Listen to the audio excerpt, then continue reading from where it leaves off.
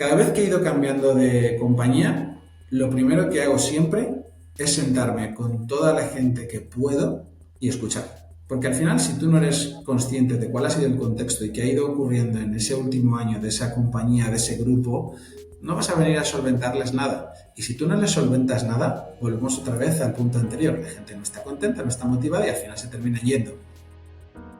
Acompáñanos en un episodio con Cristóbal Hernández, VP of Technology de Nowports, la solución de logística y cadena de suministro más grande de Latinoamérica. Para los negocios que requieren exportar o importar bienes desde el extranjero, siempre es complicada la visibilidad de los movimientos de su mercancía, lo cual también les dificulta trabajar en optimizar sus operaciones y generar ahorros en los traslados de la misma, además de enfrentarse con múltiples proveedores que coordinar y problemas de liquidez, subiendo la barrera de entrada para nuevos competidores. Nowports es una plataforma que ofrece el transporte terrestre, marítimo y aéreo de mercancía, mientras, a través de su plataforma, visibiliza el rastreo, las cotizaciones y la información de sus embarques. De igual forma, ofrece financiamiento y seguro para sus clientes. Cristóbal es un desarrollador, emprendedor y mentor con más de 15 años de experiencia y ha dirigido equipos en empresas de desarrollo como Kavak o Digi antes de entrar a Nowports. Actualmente dirige un equipo de más de 100 desarrolladores actuando como el CTO de Nowports. Durante esta conversación hablaremos sobre cómo cuando creces debes de cuidar que las iniciativas en las que están trabajando tus diferentes equipos no se canibalicen entre ellas. Que para eficientar un equipo de desarrollo, lo primero donde hay que poner atención es en las dinámicas de trabajo. Como siempre decimos, el problema no está en los cables, sino en las personas que los conectan. Sobre cómo tu proceso de onboarding tiene que ser iterativo siempre. Las organizaciones están en constante cambio y es vital que el integrar nuevos miembros a tu equipo refleje este dinamismo. Y por último, sobre cómo es importante la división entre la ingeniería y la arquitectura para que tus desarrolladores no estén preocupados por la parte del producto que no les corresponde. Esperamos que disfruten este capítulo. Bienvenidos. Cuando el río suena. Y del otro lado de la llamada tenemos a Cristóbal Hernández, quien es VP of Technology de Nowports. Cristóbal, dos cosas. ¿Cómo estás y desde dónde te estás conectando tú? Mucho gusto. Pues todo bien por acá. Yo estoy ahora mismo en Ciudad de México. Fenomenal. Mira qué chistoso. Solemos ser nosotros los que estamos en Ciudad de México y el invitado en otro lugar, pero ahora tocó voltear la tortilla. A ver, nos encantaría preguntarte y empezar a jalar el hilo de la conversación. ¿Cuál considerarías tú que es el mayor reto de coordinar a un equipo de más de 100 personas que están escribiendo código ahí en Nowports? Principalmente que no estén trabajando paralelamente en los mismos objetivos con diferentes iniciativas, porque al final lo que intentamos es ser lo más eficiente posible. Me encantaría tener un equipo dedicado a cada vertical y poder estar dando los suficientes recursos a todo el mundo para que puedan desarrollarse. Pero la realidad es que no podemos hacerlo así. Tenemos que ser súper eficientes. Entonces intentamos separar lo suficiente a cada una de las personas para que estén con una iniciativa apuntando a un OKR, apuntando a cosas muy, muy, muy, muy concretas y sobre todo persiguiendo lo que estábamos comentando antes, la consecución de resultados. Entonces intentamos tener un orden bastante bueno. Entiendo. ¿Y qué es lo que pasa ahí, Cristóbal, cuando distintos equipos o personas están trabajando en un mismo objetivo, pero con una distinta iniciativa? ¿Se empalman y eso causa problemas? Ajá, sí, como cuál es el problema que ahí nos encontramos. El primero es que, más que se empalmen, porque tenemos nuestros ciertos mecanismos de control para asegurarnos de que unos no se pisan a otros, como lo tienen todas las empresas que tienen equipos de tech, básicamente. Lo que intentamos nosotros asegurarnos es que hay iniciativas que no chocan entre sí, que no luchan entre sí y que no se canibalizan. Porque en caso de poder llevarlas a producción y poder hacer los deliveries, ¿cómo sabes qué impacto están teniendo si realmente estás haciendo esos deploys simultáneos o muy cercanos unos a otros? Si no eres capaz de medir el impacto que estás teniendo, ¿cómo sabes que ese trabajo que has desarrollado realmente ha sido bueno o malo? Entonces, puedes volver en la siguiente iteración a cometer los mismos errores. Tienes que asegurarte de que cuál de todas esas iniciativas es la más importante porque hemos hecho una medición en un RISE. ¿Tenemos claro cuál es una? Vamos a por esa. Que sea lo más corta posible para empezar a entregar valor en el menor tiempo posible y ser lo más eficientes.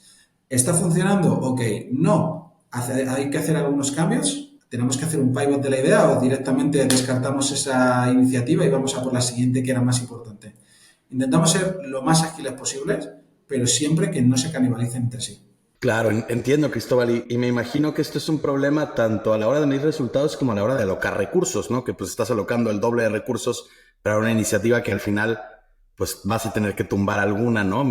Ya puedo un poco vislumbrar el trabajo de coordinación que se tiene que hacer ahí detrás. Y a ver, también el hecho de que sea un equipo de más de 100 personas, que son muchos desarrolladores. Estoy seguro de que trae el problema que traen todas las organizaciones al crecer, ¿no? Que es que van perdiendo ciertas eficacias, ¿no? O sea, algo que antes era una conversación con 3 personas, ahora pues tiene que ser una conversación con un manager que tiene que hablar con el equipo, que se tiene que coordinar, ¿no? Entonces va añadiendo como, vamos, cada cruce de información, pues más nata a la operación completa, ¿no? Entonces la pregunta que queríamos hacerte es, cuando un equipo de desarrollo está buscando ser más eficiente, ¿dónde es el primer lugar que buscarías que dices, seguramente que es aquí y aquí, donde si ponemos más atención podemos encontrar esas eficiencias? En mi caso siempre son las dinámicas de trabajo, porque siempre ofrecen oportunidades. Hay muchas veces en las que somos todos techis, somos todos expertos o especialistas en nuestro área y sabemos hacer para aquello que nos contratan, pero hay muchas veces en las que el problema viene porque no hemos sido capaces de comunicarnos en el momento adecuado, con el contenido adecuado y en el formato adecuado. Hay uno que piensan que están haciendo una cosa, pero en realidad están mirando por otra y ahí es donde vienen muchos problemas. Entonces, intentando responder a esta pregunta tan compleja, yo tengo muchos años de experiencia liderando equipos, llevo ya desde 2011, o sea, son ya 13 años. Lo más importante de todo esto viene siendo aprender a delegar efectivamente, pero controlando los resultados. Y cuando estás haciendo este tipo de delegación, tienes que asegurarte de que eliminas jerarquías, eliminas cuellos de botella y sabes que tienes que hacerle a la gente entender que eres accesible. Porque si hay veces que, en muchas ocasiones, hay alguien que está viendo un posible problema, un potencial problema, y no lo levantan por miedo a lo que pensará su jefe o el jefe de su jefe, y es como, olvidémonos, somos todos compañeros, todos estamos buscando el mismo resultado y la realidad es que tú tienes unas responsabilidades y yo tengo otras. Ya no es cuestión de que yo sea el jefe de tu jefe de tu jefe. Da igual, porque cuando vamos a buscar los resultados, yo soy tan owner como tú y yo me remango y si me tengo que poner a picar contigo, me pongo a picar. No es en lo que soy más eficiente hoy día con tanta gente, pero si lo tengo que hacer, wow.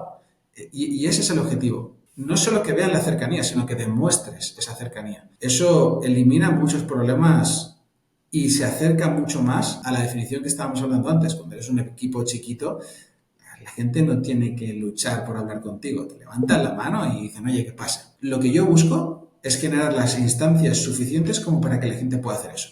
Entonces, soy muy organizado, sí que tengo reuniones semanales con mis reportes directos, pero también tengo reuniones semanales con el layer por debajo y también hay reuniones que, aunque son semanales, no siempre puedo acudir, pero intento hacerlo al menos una vez al mes, 3 líneas por abajo. Todo el mundo tiene accesibilidad a que en alguna reunión en la que estoy yo pueda escalar algo sin ningún tipo de problema. Y eso fuera, o sea, eso hablando de reuniones. Luego todos en Slack estamos a un mensaje de distancia. Oye, Cristóbal, ahí me encantaría tu take de lo que alguna vez leí en Twitter, que fue una hipótesis, curiosamente, de lo que pasó en Twitter, ¿no? De cuando entró Elon Musk a, pues no la dirección, pero como dueño de la nueva empresa, donde hizo este recorte bien agresivo del equipo tech que había, ¿no? Me imagino que eran cientos y se redujo a decenas. Y alguien que había estado ahí, que es de la gente que sí se quedó, publicó un hilo donde contaba que había sucedido que en la empresa era tan premiado el que tú aprendieras a delegar trabajo para poder ascender como de un individual contributor a ya un manager, que pues básicamente todo punto se estaba concentrando en comenzar a delegar cosas y se hicieron un montón de capas de mid-management que hicieron a la empresa una mucho menos ágil de lo que pudiera ser, ¿no? Entonces, vaya, pues tiene que haber ahí un balance precisamente de estas dinámicas que se van formando. Y me encantaría saber tú qué piensas, pues, de cuando empieza a suceder esto, ¿no? Que todo el mundo quiere subir en la jerarquía de la empresa o tener un mejor salario. La vía natural es ser un manager que delega y coordina equipos que alguien que está, pues, en el craft. Pero bueno, luego nos podemos encontrar con este tipo de situaciones. Ahí, pues, sí, me encantaría saber qué opinas, cuál es tu take. Lo más importante es que La chamba tiene que hacerse, alguien la tiene que hacer. Entonces, no existe un manager si no hay individual contributors y no existe un individual contributor si un manager no les dirige hacia dónde debe ir. Eso es una cosa que se lo dejo claro a todo el mundo.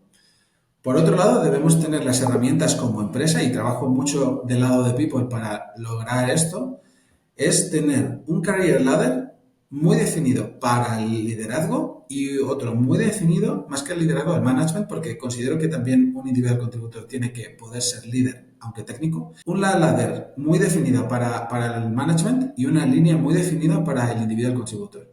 Acabo de tener un caso hace bien poquito en el que, por un acuerdo mutuo, un director ha vuelto a girar hacia el lado de individual contributor porque realmente es lo que le hace feliz. Yo no quiero gente que no está feliz y que no está motivada en mi equipo. Si eso es lo que le hace feliz, realmente va a ser mucho más productivo. A mí me va a solucionar un montón de problemas de proyectos, de arquitectura, de coordinación, aprendizajes que tienen, experiencia que tienen. Entonces, es tiempo que yo no voy a tener que invertir en coordinar una serie de temas y por ende también me toca llevar otra parte de management que él suelta, me remango y ahora lo llevo yo. Perfecto. Pero al final, por eso decía antes que somos un grupo de personas que trabajamos juntos. Inicialmente unos tienen unas responsabilidades y otras, pero yo trabajo sin jerarquías, porque tengo reportándome directores, managers y líderes. A mí me da exactamente igual. Son gente que trabajan conmigo y que yo trabajo con ellos y buscamos la mejor solución. Entonces, intentando hacer un long story short, necesitamos las suficientes herramientas en la compañía como para que la gente, si no está feliz y no está contenta y no está motivada en el path que tiene, pueda girar de manera sencilla. Y por otro lado, evidentemente, tenemos que enseñarles cómo son esos cambios, pero el binomio tiene que existir siempre. No hay un manager sin individual contributors y un individual contributor sin un manager que le diga hacia dónde ir. Fenomenal, muchas gracias, Cristóbal. A ver, algo que nos ha quedado claro en este programa y platicando con las empresas que tienen escalas similares a la de Nowports, es que para poder ir de un equipo de personas que caben en una mesa y que pueden comer de un par de pizzas a algo donde ya son cientos de personas y hay que escalar, se vuelve fundamental la parte del onboarding para poder meter a nuevos miembros del equipo y que se alineen de inmediato con lo que está buscando conseguir la compañía, ¿no? Entonces, en tu experiencia, ¿qué dirías que es lo que hace a un onboarding exitoso, ¿no? Cuando te incorporas a una nueva empresa, ¿qué es lo que tienes que hacer en los primeros 30, 60, 90 días? Lo primero que me gustaría aclarar aquí es que el que piense que tiene un onboarding 100% definido es un error. Esto es iterativo. No existe algo que haya llegado a un 100%, porque la empresa sigue evolucionando, a veces hacia arriba, a veces hacia abajo. Esto es una montaña rusa y las estructuras cambian, las formas de trabajar cambian, las personas de dentro de la compañía cambian y el onboarding tiene que ir adaptándose de manera continua. Yo intento ser lo más práctico posible en ese sentido. Intento principalmente que haya una parte del onboarding que sea totalmente asíncrona. Yo le doy a la persona que se incorpora todo lo que necesitas para que tú te organices como quieras. Mi consejo es que sigas esta línea trazada de ruta, pero aquí tienes toda la info. A partir de eso, generamos una serie de instancias en las que podemos charlar para que haya un Q&A y, oye, ¿qué es más importante? ¿Por dónde crees que debo enfocarme? ¿Esto lo estoy viendo de manera correcta o hay algo que no esté entendiendo? Pero cuanto antes la persona sea capaz de incorporarse al grupo, es infinitamente más productiva. Y cuanto más productiva es una persona, más se motiva porque ve realmente que puede tener un impacto. Entonces, al final, somos seres humanos y no somos máquinas y cuanto mejor estamos y más felices, más rendimos. En cuanto a la pregunta de qué haría yo en esos 30, 60, 90 días, cada vez que he ido cambiando de compañía, lo primero que hago siempre es sentarme con toda la gente que puedo y escuchar. Porque al final, si tú no eres consciente de cuál ha sido el contexto y qué ha ido ocurriendo en ese último año de esa compañía, de ese grupo, no vas a venir a solventarles nada. Y si tú no les solventas nada, volvemos otra vez al punto anterior. La gente no está contenta, no está motivada y al final se termina yendo.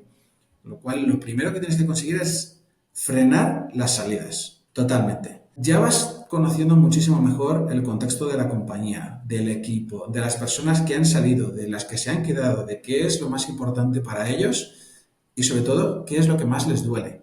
Tienes que setear una lista de tus propias prioridades para los siguientes 30, 60, 90 días. Evidentemente, donde están los mayores fuegos, a los 30 días, donde te empieza a permitir construir a los 60 y cómo puedes hacer que se vuelvan a generar otros 30, 60, 90 días para el siguiente Q, etcétera, etcétera, etcétera, es lo que tienes que enfocarte del 60 al 90.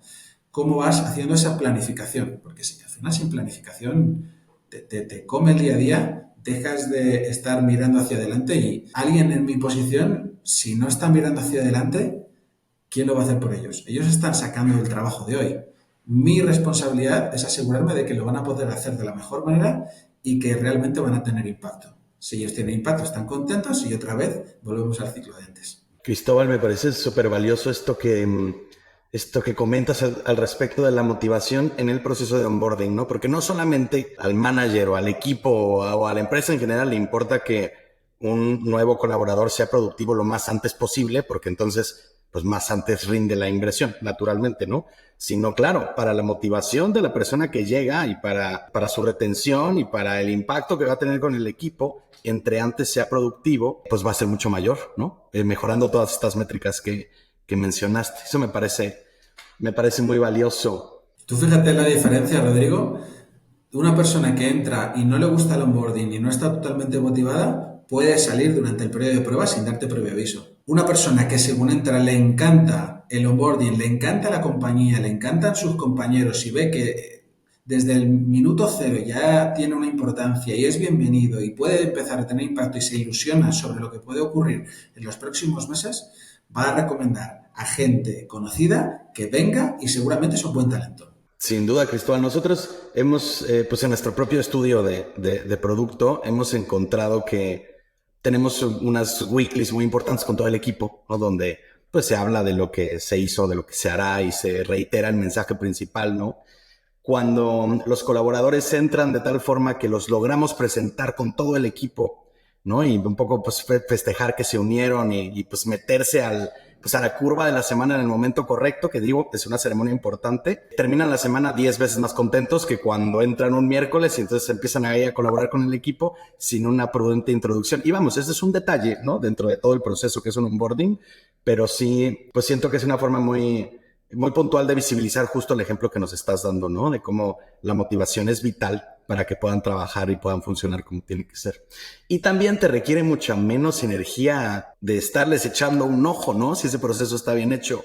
Porque si no, claro, se te pueden ir en cualquier momento, pero si no, van a requerir también mucha atención y va a haber muchas dudas y mucha frustración que va a haber que solventar de alguna forma comiéndose el tiempo y la productividad de a quien le toque en el equipo, ¿verdad? Otra cosa que nos gusta hacer, Cristóbal, aquí en el episodio es pues revisar algunos conceptos pues un poco más básicos o más one-on-ones, ¿no? Para tener a todo el mundo en la misma página, dado que nuestra audiencia es amplia. Y la pregunta que te toca a ti de estas es, ¿cuáles son los básicos del Quality Assurance? ¿En qué consiste? ¿Dónde hay que poner atención? Hay que definir cuál es el stage de la empresa y qué necesidades tiene para identificar el tipo de equipo que necesitas en QA. Porque pueden ser pruebas manuales, simplemente funcionales, pueden ser end-to-end, pueden ser unitarias y claro, el expertise y el perfil es absolutamente diferente. Entonces, mi posición es que todo aquello que puedas empezar a automatizar los tests desde el principio es un win para todos. No siempre se puede hacer. Hay veces que tienes que estar muchas veces lanzando un producto para testearlo hasta que encuentres el Product Market Fit, pero una vez encuentras el Product Market Fit, intenta meter todos los test automáticos posibles, deja evidencias en el pipeline, porque si no, es muy complicado luego estar dando seguimiento. O sea, no es escalable. Y si estamos en este tipo de empresas que van desde startups hacia scale-ups, no tiene sentido todo aquello que no sea escalable. Entonces, al final, necesitas una serie de entornos de staging para asegurarte de que estás lanzando todos los tipos de pruebas, que se quedan evidencias de que se han probado, si ha fallado algo, que nos estén alertando. Dentro también de esas ejecuciones ves los timings que han ido teniendo cada una de todas ellas, te permiten tener un track de mejora continua que es súper importante. Mira, qué interesante esto que mencionas, porque precisamente yo creo que volviendo a la analogía, ¿no? Cuando eres un equipo de personas que caben en una mesa y que se puede alimentar de 2 pizzas, la agilidad que requieres para ir tuiqueando el producto y llegar al product market fit no te permite hacer estas pruebas automatizadas, unitarias, ¿no? Pero en medida que ya encontraste por lo menos un flujo que sabes que, pues por lo menos ese ya va a estar funcionando como ya está diseñado y como está arriba, en ese momento vale la pena ir automatizando todo lo que es automatizable. En realidad puedes automatizar antes, Artemio, porque si lo piensas, cuando tú eres un e-commerce, tú vas a vender, vas a hacer cobros. No sabes cuál es el producto que quiere la gente, pero nosotros desde el punto de vista tech sabes que puedes tener categorías, subcategorías, un producto y desde ahí vas a una página de carrito, datos de la compra, compra, pago. No sé el producto que va a comprar la gente, pero si es un modelo e-commerce, sé que va a ocurrir todo ese flujo. Ese lo puedo automatizar desde el inicio y puedo medir cuánto tiempo tardo en cada fase y puedo meterle incluso analíticas para ver cómo va un funnel desde el minuto cero. Y sobre todo cuando tú vayas a ir iterando, vas a poder ir desligándote de los miedos de, oye, ¿y si esto falla? No, porque ya lo tienes metido. Cada vez que tú estés lanzando los propios tests, sabes que ya va cubierto. Al final hay una práctica que es el propio TDD, que vas construyendo la funcionalidad sobre el test. Si el test no está en verde, la funcionalidad no me sirve. Y lo quiero hacer al revés. No siempre puedes hacer eso y nosotros en Now, por desgracia, no lo pudimos hacer así. Pero la realidad es que alguna vez yo sí lo he podido lanzar en ese formato y los propios ingenieros que son responsables del desarrollo también son responsables del test. Y terminan estando muchísimo más tranquilos porque hay muchos menos bugs en el camino.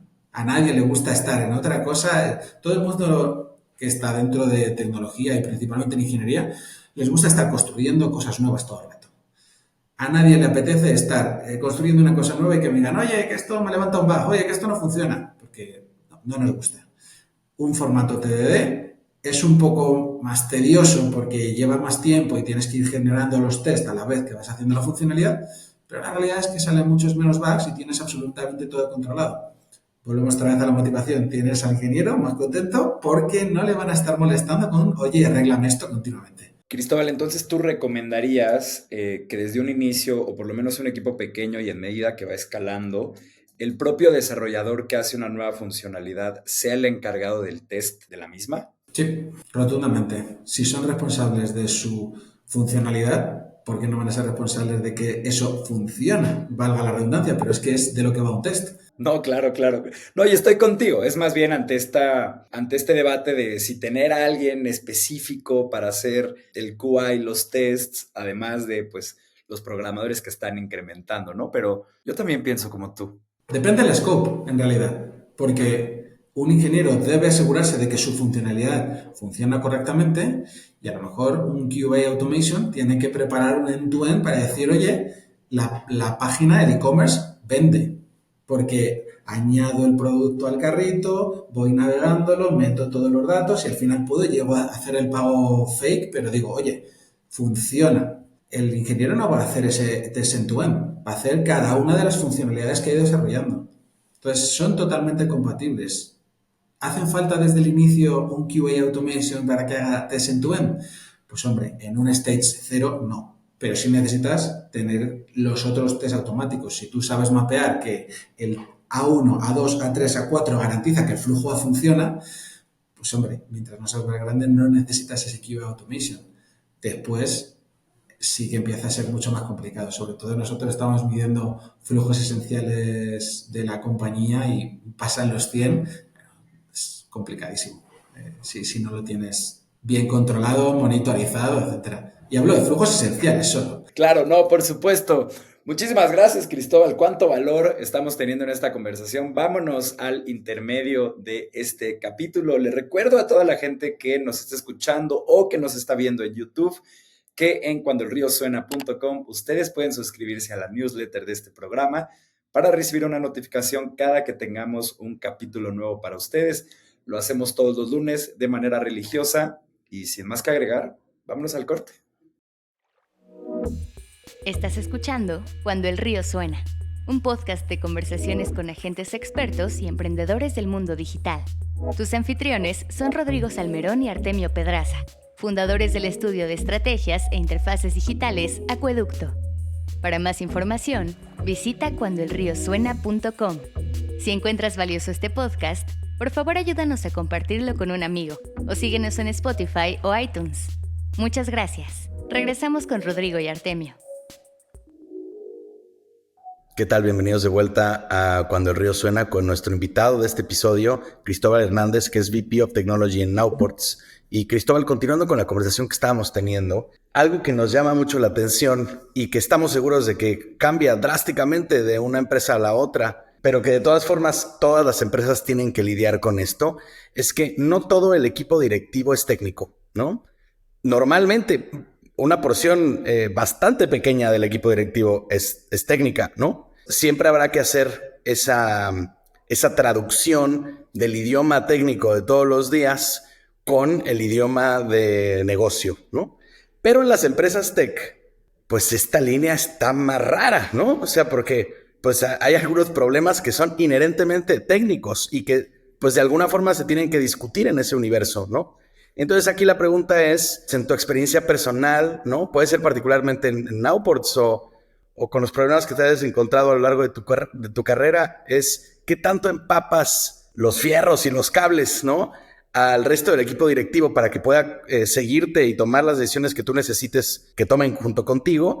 ¿Y qué tanto les abstraes si el lenguaje pues se parece más al suyo? Aquí empezar diciendo que yo tengo un continuo aprendizaje de esto, porque cada vez que he ido cambiando de empresa y encuentras con diferentes personas de diferentes países, diferentes culturas, a veces hasta en otros idiomas en los que no es el español como el nuestro nativo, es como, qué complicado es todo esto. Pero intento dentro de unos términos seguir una serie de principios. Si no les ofrezco suficiente visibilidad y les intento explicar para que ellos entiendan qué importancia tienen los fierros, ellos no les van a dar importancia, con lo cual la fórmula no funciona. Y en todas las ocasiones posibles yo intento ponerme dentro de sus zapatos.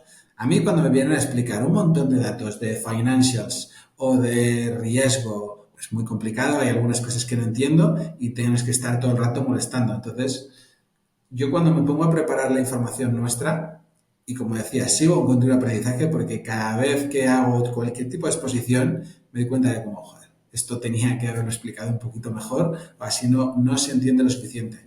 Pero primero va dentro de nuestro crecimiento a lo largo del career path, sobre todo cuando estás en una posición de management. Si quieres extender, tienes que saber interactuar con el resto. Hay un concepto que utiliza mucho Amazon, que es el first team, en la que tú no trabajas con tus reportes directos, tú trabajas con tus compañeros, con los que están a tu mismo nivel, con tus pares.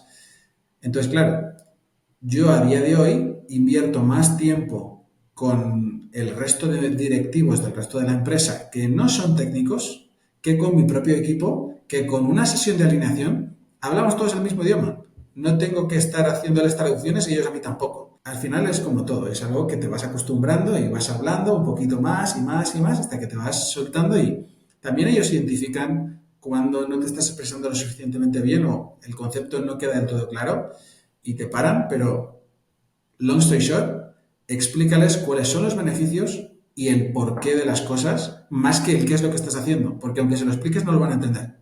Les importa saber qué impacto va a tener sobre sus áreas, sobre el resto de la compañía, en qué nos va a beneficiar y cuáles son los riesgos.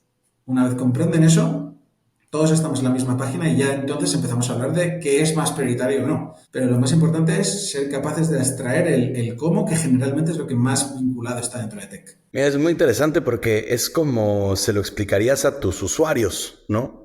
Estás esperando que dijeran, ¿no?, justamente los beneficios, los riesgos, los tiempos, ¿no? Más que en realidad el qué, ¿no?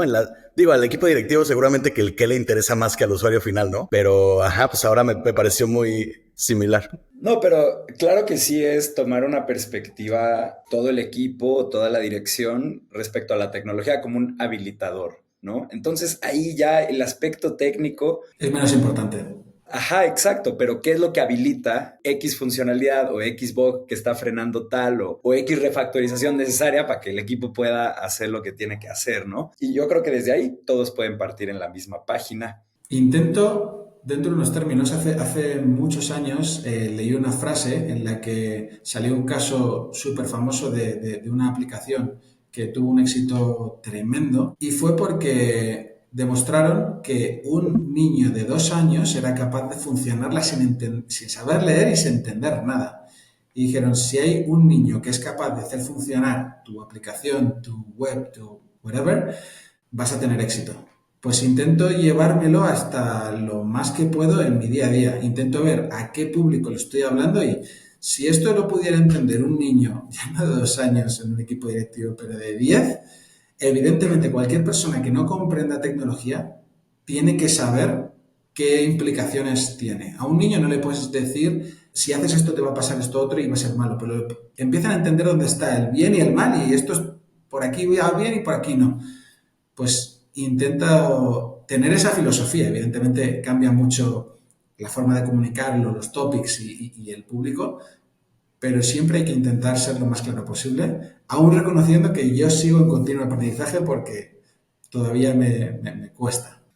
No, sí, es una magia. Y para todos aquellos que quieran indagar un poco más en cómo tomar conceptos súper complejos y hacerlos lo más sencillos posibles, les recomiendo que vayan a ver el trabajo de Richard Feynman, un profesor de física que logró, además de escribir uno de los libros introductorios a la física más bonitos y elegantes que hay para introducirte a la ciencia, él tiene todo un protocolo de cómo enseñar cosas complejas, partiendo justo desde lo que menciona Cristóbal, que es pues intentando explicar lo que sea que estés explicando, siendo la otra persona un niño, ¿no? Y esto pues, se pone bien complejo cuando hablamos ya de temas como estos. Cristóbal, otra pregunta que queríamos hacerte es que dónde empieza y dónde termina la línea que hay entre arquitectura e ingeniería, ¿no? Muchas veces el tech lead hace la arquitectura y luego ya el resto del equipo empieza a trabajar, ¿no? O él es el encargado de tomar ciertas decisiones, pero ¿dónde dirías que está esta línea que hay? Yo creo que hay que separarlo en o sea, cada empresa tiene su stage y cada empresa tiene su línea. A mí me gusta implantar mi impronta y es que ningún equipo de arquitectura debería estar haciendo algo que deba hacer ingeniería y nadie de ingeniería debería estar definiendo lo que debe definir arquitectura. En cuanto al ratio que tienes de arquitectos a ingenieros en una empresa, es 1 a 6, 1 a 10, dependiendo de la empresa. Entonces, no le puedes estar pidiendo a los ingenieros que vas a tener todo tipo de seniorities, porque vas a tener junior, semi-seniors, seniors, etc.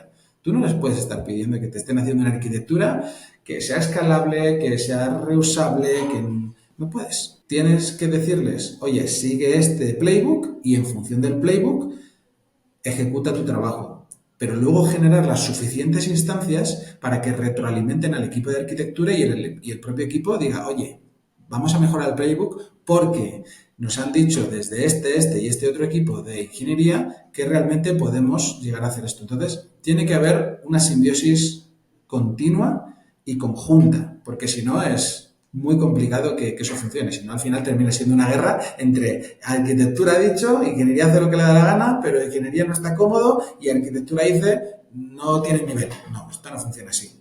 Porque la forma lo que lo tienes que hacer es alinearles con los objetivos. Yo intento que arquitectura le brinde las suficientes herramientas a ingeniería como para que hagan un trabajo mejor con menos esfuerzo. Oye, Cristóbal, y ahora que mencionas esto, ¿qué tanto es un proceso iterativo? Porque, claro, o sea, al ingeniero le puedes decir, a ver, este módulo hay que hacerle este y este cambio, pero si el arquitecto dice, bueno, y ahora vamos a cambiar la estructura, pues puede ser eso, digamos, un milestone mucho más laborioso, ¿no? O que de implementar puede tocar a muchos más equipos o el trabajo de muchas más personas, volviendo pues el impacto de este tipo de decisiones mayor, ¿no?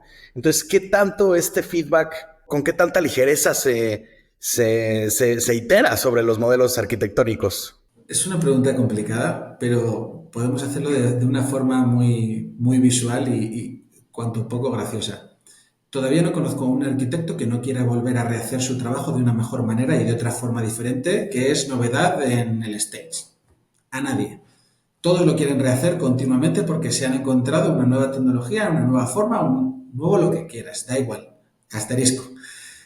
El ingeniero va a querer repetir lo mismo, el proceso el menor número de veces posible porque quiere construir algo diferente. Hay muchas veces en las que el ingeniero quiere tender hacia un punto de arquitectura, pero hay otras veces en las que se acercan mucho más a lo que ahora se está denominando como un ingeniero de producto. Le gusta que lo que están construyendo tenga algo visual, tenga un output, tenga un impacto en el usuario. Entonces, yendo a la forma graciosa de responder esto, ¿cuántos podcasts habéis grabado vosotros? Seguro que el primero no se parece en nada al mediano y a este. Nada. Eso es iterativo. Seguro que cada vez que habéis grabado un podcast habéis identificado un punto a mejorar y los puntos que ya estaban bien los habéis intentado mantener y potenciar. Es lo mismo que tratamos de hacer nosotros. De todo esto, ¿qué funciona bien? Mantengámoslo y potenciémoslo. ¿Qué no ha ido bien? Ok, ¿cómo lo podemos solventar? ¿Qué esfuerzo conlleva? Si a un arquitecto le permites que esté cambiando todo el rato la arquitectura, esto es un bucle sin fin. Hay que intentar localizar pros, contras y sobre todo saber qué impacto va a tener en el negocio.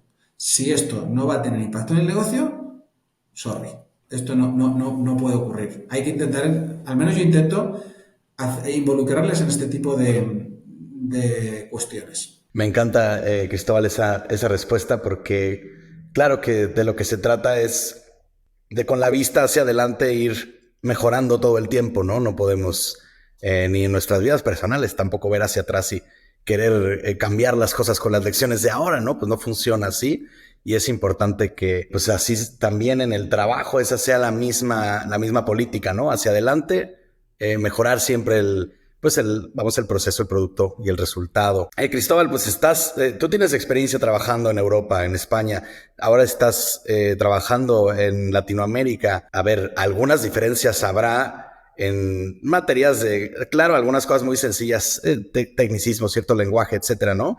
Pero en la forma de trabajar, en cuanto al software, ¿has encontrado diferencias interesantes, no? Sí, ¿cuáles? ¿Qué crees que debe aprender un grupo del otro, por ejemplo? Esta pregunta es muy buena, porque sobre todo alguien como yo que hace 20 años que está trabajando, yo aprendí con libros a programar. Hoy en día nadie está aprendiendo con libros per se. Entonces, lo chistoso de todo esto es que a Europa no llegaban todos los lenguajes, pero en cambio a Latinoamérica sí. Hay muchos que se han ido creando en Estados Unidos y a Latinoamérica llegaban muy fácil. Entonces, cuando en Europa apenas había JavaScript y ya no te digo TypeScript, aquí es lo más utilizado. En Europa se ha ido utilizando muchísimo PHP. Y cuando aquí a alguien le hablas de PHP, dice, no, esto, ¿qué tal? Porque se quedó, por así decir, un CodeIgniter y este tipo de frameworks malos, pero allí en Europa encuentras a desarrolladores con un nivel brutal que son súper expertos y que no tienen nada que ver con lo que hay aquí a nivel de expertise. He identificado que el hecho de que aquí hayan llegado con más facilidad un montón de lenguajes ha permitido que la gente sea mucho más voluble y se adapta casi a cualquier empresa, cualquier stack tecnológico con una facilidad grande. Pero el nivel de seniority es menor. En cambio, allí, como no ha llegado tantos lenguajes, o sea, sí, ahora llega más fácil, pero estamos hablando desde hace 20 años hasta hace 10, 8, no llegaba tan fácilmente todo este tipo de lenguajes y todos los que llegaron allí como Java, C y PHP tienen un nivel de seniority súper alto que por eso a día de hoy siguen siendo las fuentes principales de trabajadores para todo el mundo, ni siquiera solo para Europa, para todo el mundo. Y hay muchísimos de ellos que han tornado hacia arquitectos, algunos porque no quieren llegar a actualizarse en otros tantos lenguajes. A mí, por ejemplo, me gustaba mucho ir aprendiendo y al final pues he sido capaz de programar en 27 lenguajes diferentes. Ahora ya solo por hobby, pero en su momento sí que fui capaz y es una de las cosas que me gustaba.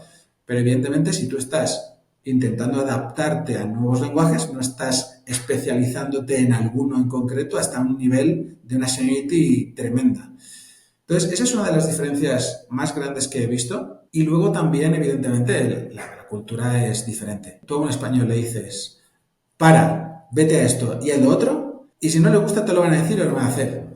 A mí me cuesta mucho cuando doy con alguien de México, de Colombia, que son de lo más amables, de lo más todo, que te dicen sí, sí, sí, pero luego no lo hacen.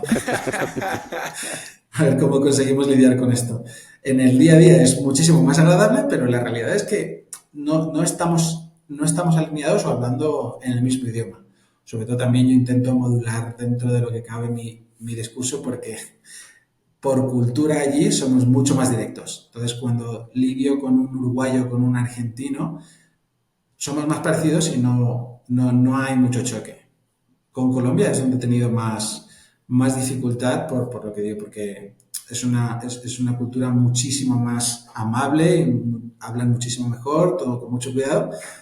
O sea, nunca te van a decir que no, eso es lo que a mí todavía me pierde. Está de locos. Pero sí somos muy así, somos muy así. Sí, a mí me gusta mucho en el día a día porque toda la relación personal es maravillosa. Ciertamente en muchas ocasiones en España o en Europa tenemos ciertas fricciones en las personas porque aunque son problemas del trabajo, por la forma que tienes de hablar o de cómo tratarlo, te lo terminas llevando a lo personal sin quererlo. A mí en Latinoamérica no me ha pasado jamás, jamás. Yo puedo tener cualquier tipo de complejidad en el trabajo, que salimos y es todo maravilloso y todo perfecto, incluso después de la reunión. Oye, ¿qué tal? ¿Y cómo estás? Y me enteré que fuiste, viajaste, oye, cuéntame. Todo maravilloso. Entonces, bueno, pues todo tiene sus pros y cons. Hay que ir aprendiendo cómo hablar en ambos sentidos y ya está. Lo que pasa es que, no sé, el día que vuelva a trabajar en Europa me costará. Soy yo el que diga sí a todo y luego no. Pues a ver. No, y es curioso esto. Vaya, a ver, de entrada, eso es gran parte de lo valioso que es trabajar con equipos remotos que tienen integrantes de todo el mundo, que permiten esta diversidad. Y si tú eres alguien muy complaciente, aprendes un poco cómo a poner esa barra y de la gente que no es o que es mucho más directa.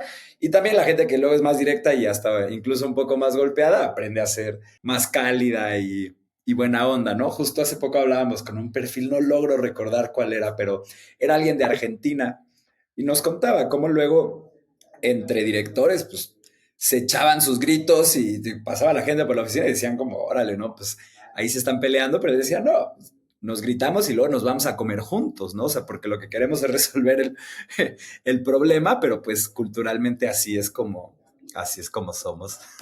Cristóbal, te vamos a hacer una pregunta, esta parece de performance review, pero nos interesa mucho ya que llevas poquito más de un año ahí en Nowports. Nos encantaría saber, ¿tú qué consideras que ha sido el logro que te tiene más orgulloso de lo que has conseguido tú con tu equipo en el tiempo que llevas ahorita en la empresa? Diría que se sienten respaldados y defendidos por mí. Porque para mí, como venimos en toda la entrevista hablando, lo más importante es el grupo y son las personas. Y si son conscientes de que tú eres quien les está representando de la mejor manera posible, que llevas sus ideas hasta donde tienen que llegar y compartes una serie de ideales, les demuestras con ejemplo que realmente las cosas se pueden conseguir y sobre todo que hay que tener muchas, muchas, muchas, muchas ganas. Aquí hace falta motivación. Y quien no tenga motivación, este no es el sector. Puedes irte a la agricultura a plantar plantas en el campo, pero aquí hace falta motivación. Y yo intento ser ejemplo en todo lo que puedo. Y cuando cometo fallos, soy el primero que va y reconoce dónde está el fallo, autocrítica, porque sin el fallo no hay aprendizaje. Si sin el aprendizaje no puede ser una mejor versión. Y es otro ciclo más que identificamos. Entonces yo diría que ese es uno y el segundo sería relacionado y es construir un mindset ganador y high performer. Me estoy encontrando en algunos casos cuando hay algún equipo, cuando un equipo high performer está en ese mood, son ellos los primeros que dicen, oye, esa persona nos está retrasando, esa persona está siendo un lastre. Cuando tienes un equipo en el que no son high performers, en rara ocasión nadie va a decir, oye, ¿qué pasa con este? Sino que van entre todos a bajar el nivel para estar cómodos. Y al final esto es como todo, es imposible conseguir que una startup termine un scale-up y en un corporative o que vayas a un IPO si no tienes un equipazo debajo. Eso es así. Entonces yo por la gente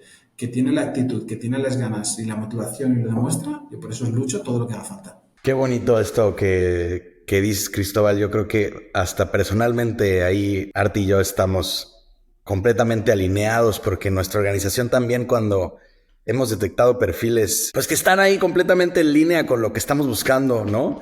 Pues eso se cuidan con lo que sea, ¿no? Ay, me hace falta, no te preocupes, lo tienes. Oye, quisiera que sí, cuenta con ello, ¿no? Quiero descansar el doble si quieres, ¿no? O sea, como que es muy fácil cuidar al equipo que está mucho más alineado contigo, ¿no? Porque son los que van a encargarse de llevar la organización más adelante. Un saludo ahí a Viri, nueva socia también del estudio, que sin duda encaja en esta categoría. Y ya para cerrar, Cristóbal, tenemos una última pregunta. Ha sido una conversación, la verdad es que muy agradable. Y esta última pregunta es, ¿qué consideras que vuelve a un equipo técnico un equipo balanceado, ¿no? Sabemos que, bueno, los equipos de producto pues tienen diferentes perfiles y pues ya, digamos, hay cierta interdisciplinariedad natural en el equipo, ¿no?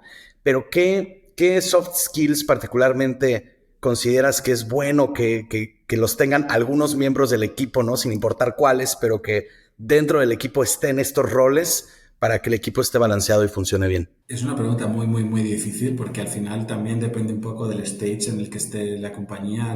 Un stage muy temprano, hace falta gente motivada, no tienen que ser los mejores, y tienen que ser muy generalistas, pero gente muy, muy, muy, muy motivada.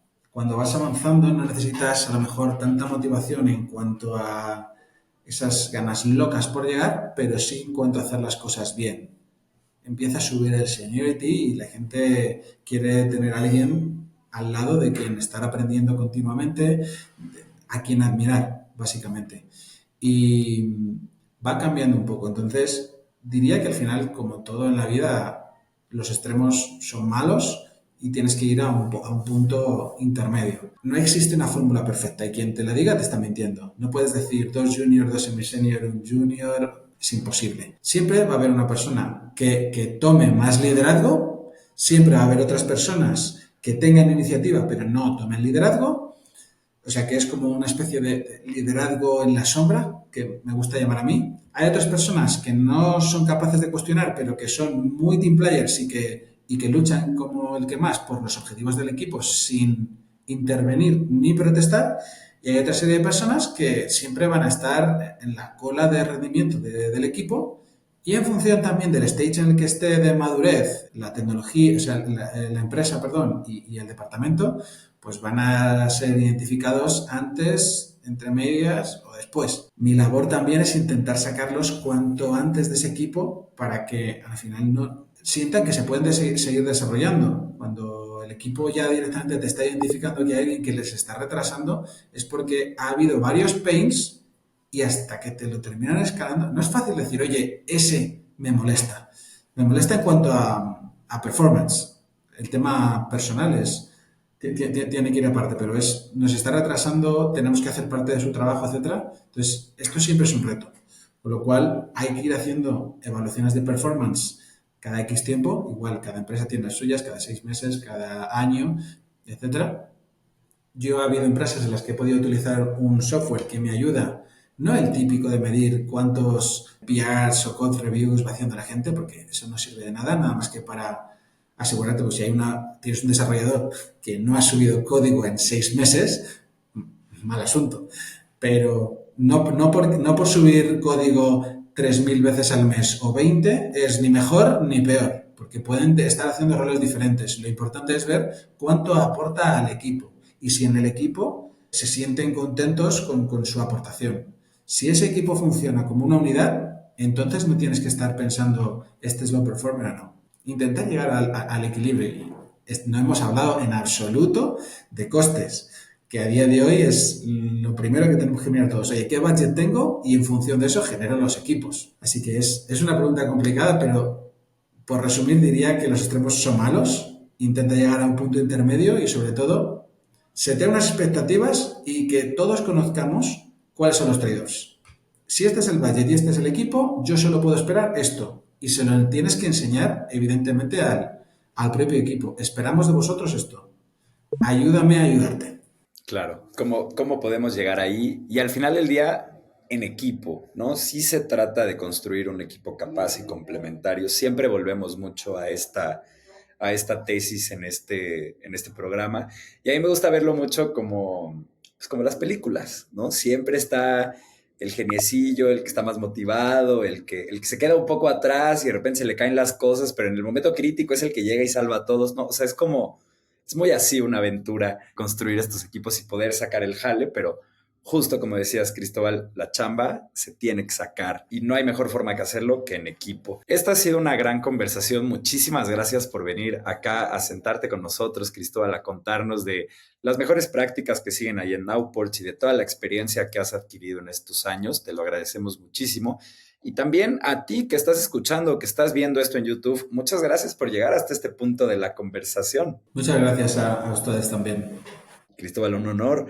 Muchas gracias a toda la gente que llegó hasta este punto de la conversación. Queremos pedirles, Rodrigo y yo, con el corazón en mano, que si pueden echarnos la mano compartiendo este espacio con cualquier fundador, operador o inversionista de una empresa tecnológica, por favor háganlo, que así vamos a llegar a la gente indicada antes. Recuerden suscribirse en cuandoelriosuena.com a nuestra newsletter y si nos pueden regalar un follow y comenzar a interactuar con nuestras publicaciones en LinkedIn, ahí nos encuentran como acueducto.studio. Pero muchas gracias, Ro. Gracias, Cristóbal, una vez más y nos vemos a la próxima.